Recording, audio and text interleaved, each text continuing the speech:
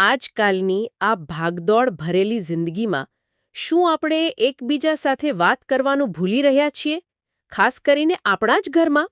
હમ અને એનાથી પણ મોટો સવાલ એ છે કે શું આપણે આપણા બાળકોને એવા સાંસ્કૃતિક પડકારો માટે તૈયાર કરી રહ્યા છીએ જે જે કદાચ આપણને દેખાતા પણ નથી? બિલકુલ. આજે આપણે આ જ ગંભીર વિષયોના મૂળ સુધી પહોંચવાનો પ્રયત્ન કરવાના છીએ. ચોક્કસ. અને આ પ્રયત્ન માટે આપણી પાસે એક ખૂબ જ મજબૂત આધાર છે. આપણી ચર્ચા પદ્મશ્રી એવોર્ડથી સન્માનિત માનનીય નિવેદિતા ભીડેના એક અત્યંત પ્રેરણાદાયક વક્તવ્ય પર કેન્દ્રિત રહેશે. ઓહ વાહ! એમણે આધુનિક સમયના પડકારોને સમજીને પરિવારને ફરીથી કેવી રીતે મજબૂત બનાવી શકાય અને સાંસ્કૃતિક મૂલ્યોનું સિંચન કેવી રીતે કરી શકાય તે માટે એક સંપૂર્ણ અને કહી શકાય કે વ્યવહારુ માળખું રજૂ કર્યું છે. તો ચાલો આ ચર્ચામાં થોડા ઊંડા ઉતરીએ. સમજીએ કે નિવેદિતાજી જેને અમૃત પરિવાર કહે છે એનો અર્થ શું છે, એની પાછળનો વિચાર શું છે અને શું ખરેખર તેને આપણા જીવનમાં ઉતારી શકાય છે. ચાલો આને જરા ખોલીને સમજીએ. શરૂઆત કરીએ એ મુદ્દાથી જે નિવેદિતાજીએ એમના વક્તવ્યમાં સૌથી પહેલા ઉઠાવ્યો છે. આપણા પરિવારો અને ખાસ કરીને યુવાનો પર થઈ રહેલા સૂક્ષ્મ સાંસ્કૃતિક હુમલા. તેઓ કહે છે કે આની શરૂઆત એક બહુ જ સરળ લાગતા વિચારથી થાય છે, જે સ્વાર્થ શીખવે છે. આ બધું કરવાથી મને શું મળશે? હા, અને આ મને શું મળશે વાળો વિચાર એ ધીમે ધીમે સંબંધોના તાણાવાણાને જ નબળો પાડી દે છે. નિવેદિતાજી આને સમજાવવા માટે કેટલાક ચોક્કસ ઉદાહરણો પણ આપે છે. જેવા કે જેમ કે યુવાનોના મનમાં એક વાત સતત ઠસાવવામાં આવે છે કે તમારા માતા-પિતા જૂની પેઢીના છે, તેઓ તમને નહીં સમજી શકે, તમારે તો તમારા દિલનું સાંભળવું જોઈએ. દેખીતી રીતે આ સલાહમાં તો કંઈ ખોટું નથી લાગતું. પોતાના દિલનું સાંભળો એ તો સદીઓથી કહેવાતી વાત છે. પણ નિવેદિતાજી આને એક હુમલા તરીકે કેમ જુએ છે?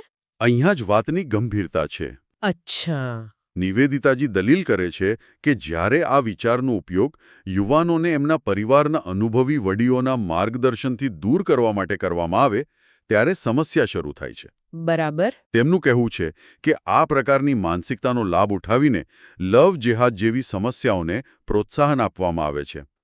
તેમના મતે આ એક એવી પદ્ધતિ છે જેમાં યુવાનોને ભાવનાત્મક રીતે એમના પરિવારથી અલગ કરી દેવામાં આવે છે. જેથી તેઓ બહારના પ્રભાવ હેઠળ સરળતાથી આવી જાય. એકદમ.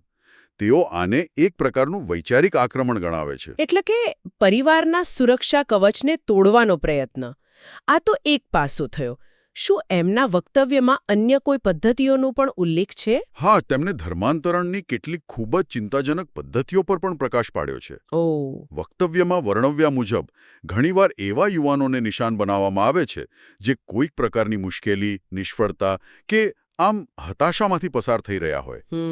તેમને મનોવૈજ્ઞાનિક રીતે એવું સમજાવવામાં આવે છે કે તેમના પોતાના દેવી દેવતાઓ શક્તિહીન અથવા તો શૈતાન છે અને એમની સમસ્યાઓનું કારણ પણ આ જ છે. આ તો માનસિક સ્તરે બ્રેનવોશિંગ કરવા જેવું થયું. બરાબર. અને એનાથી પણ આગળ વધીને જ્યારે માતા-પિતા આ વાતનો વિરોધ કરે કે બાળકને સમજાવવાનો પ્રયત્ન કરે ત્યારે એ જ બાળકને શીખવવામાં આવે છે કે જુઓ, તમારા માતા-પિતા પણ શૈતાનના રૂપમાં તમને પાછા ખેંચી રહ્યા છે. બાપરે. આ ઉપરાંત ભૌતિકવાદ અને ઉપભોક્તાવાદને એટલી હદે પ્રોત્સાહન અપાય છે કે યુવાનોને લાગે કે જીવનનો એકમાત્ર ઉદ્દેશ્ય મોંઘી વસ્તુઓ ખરીદવાનો જ છે. અને ડ્રગ્સનું વ્યસન પણ. એ પણ આજે ષડયંત્રનો ભાગ છે. એમણે એક વિચિત્ર ઉદાહરણ પણ આપ્યું. શું? કે કેવી રીતે પરંપરાગત પોશાક વિશે ખોટી થિયરીઓ ફેલાવાય છે, જેમ કે સાડી પહેરવાથી કેન્સર થાય છે, જેનો કોઈ વૈજ્ઞાનિક આધાર જ નથી.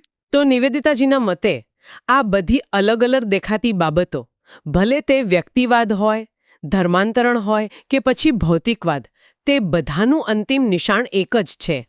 આપણી પરિવાર વ્યવસ્થા. બરાબર. એકદમ સાચું.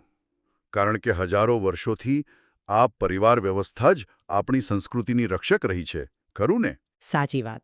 જો પરિવાર તૂટશે તો સંસ્કૃતિના મૂલ્યોને આગળની પેઢી સુધી પહોંચાડનાર કોઈ નહીં રહે. તેમણે આજના ઘરોની સ્થિતિ પર કટાક્ષ કરતા એક પિતાનું ઉદાહરણ આપ્યું. હા, મેં સાંભળ્યું એ.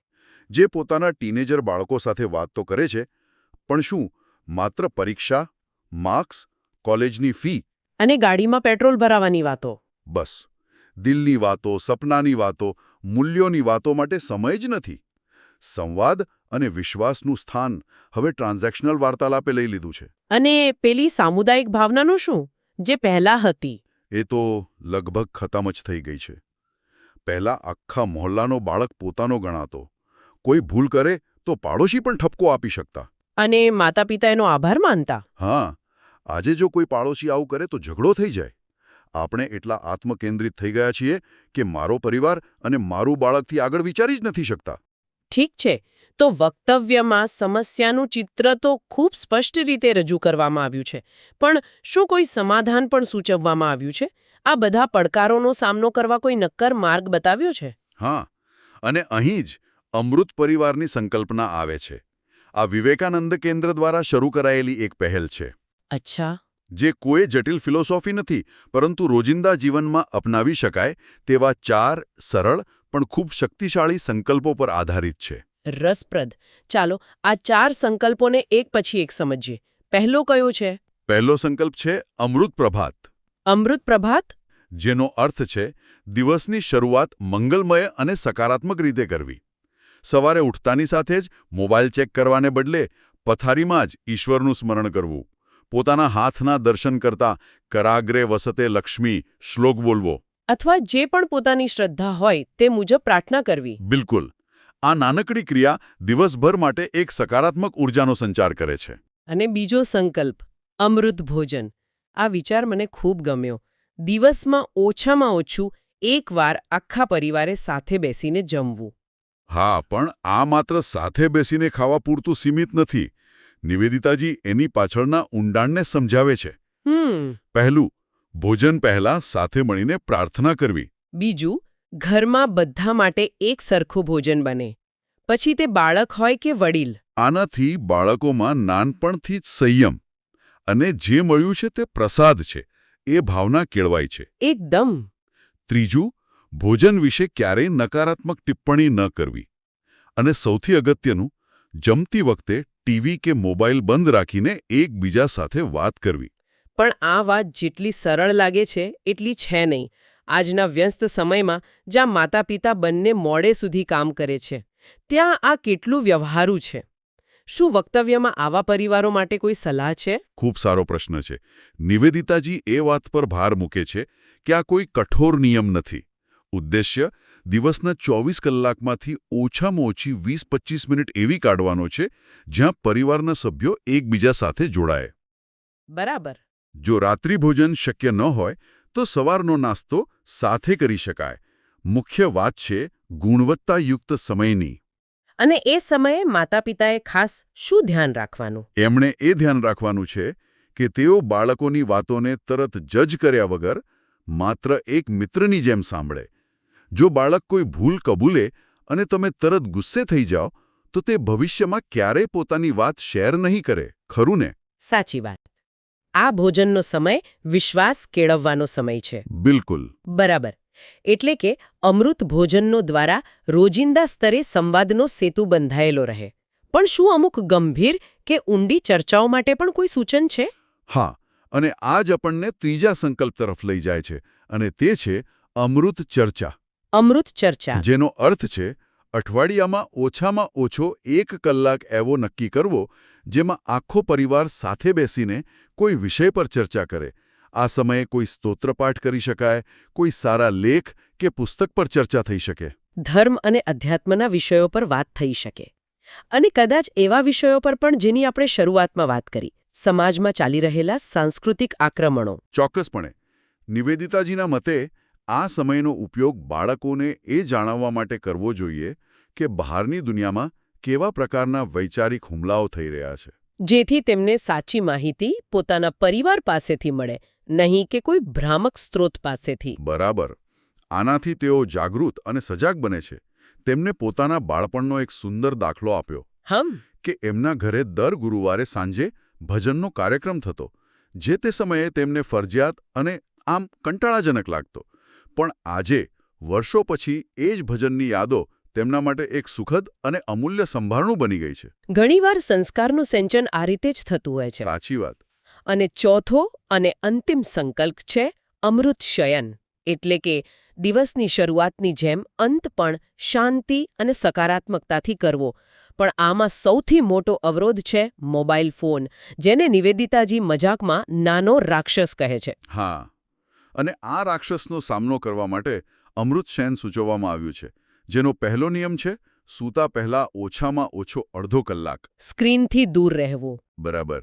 મોબાઈલ, ટીવી કે કોઈ પણ સ્ક્રીનથી દૂર આ સમયે આખા દિવસ દરમિયાન જે કંઈ પણ સારું થયું તે માટે ઈશ્વરનો આભાર માનવો, કૃતજ્ઞતા વ્યક્ત કરવી. પોતાના કાર્યોનું વિશ્લેષણ કરવું કે આજે મેં શું સારું કર્યું, શું ખોટું કર્યું. અને પછી શાંત મનથી સૂવા જવું. તેમણે એક પરિવારનું ઉદાહરણ આપ્યું જે રાત્રે 10 વાગે પોતાના ઘરના બધા જ મોબાઈલ ફોન પૂજાઘરમાં મૂકી દે છે. વાહ!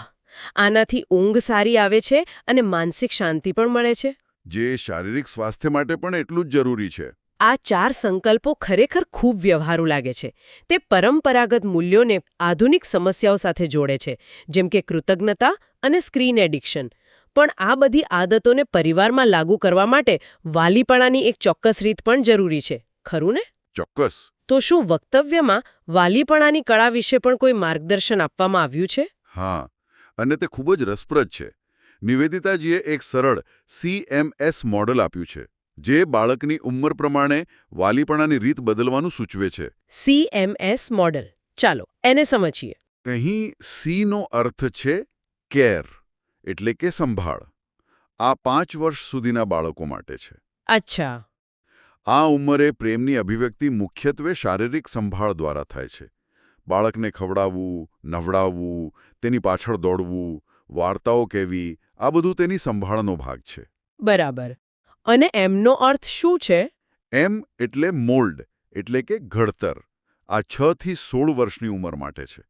આ બાળકોમાં સારી આદતો, સંસ્કાર અને અનુશાસનનું સિંચન કરવાનો સૌથી યોગ્ય સમય છે.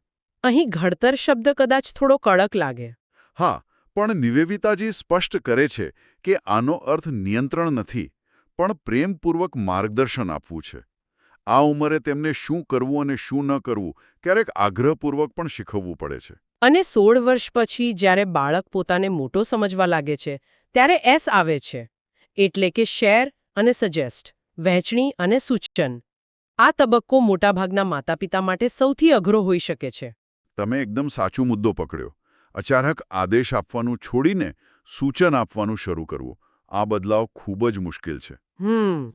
અને આને સમજાવવા માટે નિવેદિતાજીના પોતાના પિતાનું ઉદાહરણ શ્રેષ્ઠ છે. તેમણે જણાવ્યું કે તેમને વાંચવાનો ખૂબ શોખ હતો, પણ એમના પિતાએ ક્યારેય તેમને કોઈ પુસ્તક વાંચવાની સીધી ના ન પાડી. તો પછી તેમણે સારા વાંચન તરફ કેવી રીતે વાળ્યા? આ તો સૂક્ષ્મ મનોવિજ્ઞાનનો ઉત્તમ નમૂનો લાગે છે. બિલકુલ.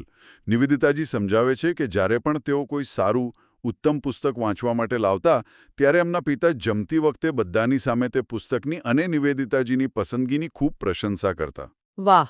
પણ જો પુસ્તક સામાન્ય કક્ષાનું કે નકામું હોય તો તેઓ કંઈ બોલતા નહીં, માત્ર ચૂપચાપ તેને બાજુ પર મૂકી દેતા. આનાથી શું થયું? પ્રશંસા મેળવવા માટે નિવેદિતા આપોઆપ સારા પુસ્તકો શોધવા લાગ્યા.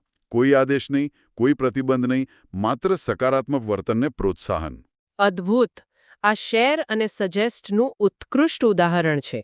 તેમણે પોતાની વાત શેર કરી, સૂચન આપ્યું અને નિર્ણય લેવાની સ્વતંત્રતા પણ આપી. બરાબર.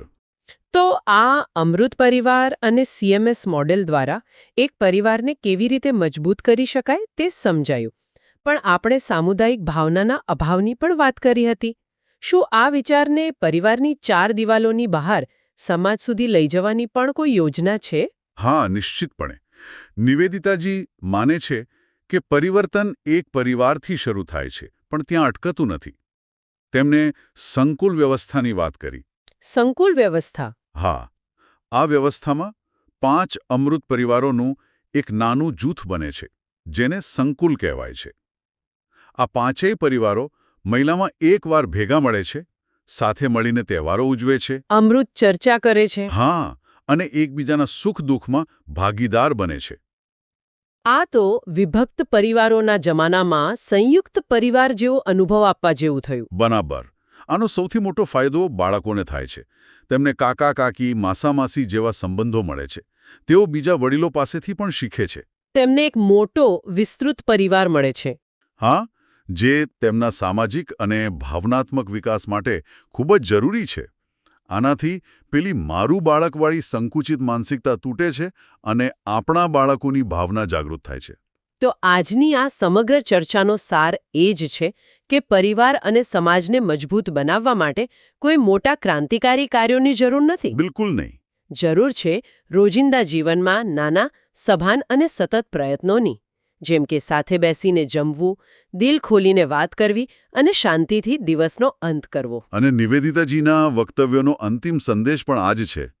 તેઓ કહે છે કે આપણા શાસ્ત્રોમાં 4 આશ્રમની વાત છે, જેમાં ગૃહસ્થ આશ્રમ એટલે કે પરિવાર વ્યવસ્થાને પાયો ગણવામાં આવ્યો છે. જો આ પાયો મજબૂત હશે તો સમાજ અને રાષ્ટ્રની ઇમારત આપોઆપ મજબૂત બનશે. પરિવર્તનની શરૂઆત ઘરમાંથી જ કરવી પડશે. આજની આ ઊંડાણપૂર્વકની ચર્ચા પછી સાંભળનાર માટે એક વિચાર મૂકીએ છીએ. આ અઠવાડિયાએ તમે તમારા પરિવારમાં એવો કયો એક નાનો સહિયારો નિયમ કે પરંપરા શરૂ કરી શકો છો, જે કદાચ અમૃત ભોજનનો એક પ્રયાસ હોય કે પછી અમૃત શયન તરફનું એક પગલું, પણ જે તમારા પારિવારિક સંબંધોને વધુ ગાઢ અને અર્થપૂર્ણ બનાવે.